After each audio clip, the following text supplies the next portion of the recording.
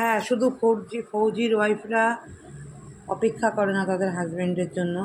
আমাদের মতন হাউসওয়াইফ যাদের হাজব্যান্ডরা দীর্ঘ 6 মাস প্রতীক্ষার পরে বাড়ি ফেরে, তারা কর্মসূত্রে ওয়েস্ট বেঙ্গলের বাইরে থাকে, আমি তাদের কথাই বলছি। তার মধ্যে আমিও পড়ি, কারণ আমার হাজব্যান্ড আজকে দীর্ঘ 6 মাস প্রতীক্ষার পর 7 মাসের মাথায় বাড়ি ফিরল।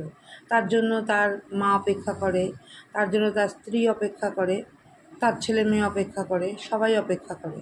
সেই রকমই যারা ফৌজে চাকরি করে তাদেরও যেরকম ওয়াইফরা স্যাক্রিফাইস করে, অপেক্ষা করে তাদের জন্য দিনের পর দিন, মাসের পর মাস, আমরাও ঠিক তাই করি। হ্যাঁ, হতে পারে আমাদের হাজব্যান্ডরা যারা প্রাইভেট জব করে, তারা হয়তো প্রাইভেট জব করে, তারা ডিফেন্সে চাকরি করে না, কিন্তু বলো, স্যাক্রিফাইস, ওয়েট করা, অপেক্ষা করা হাজব্যান্ডের জন্য, সবই তো একই হয়, তাই না?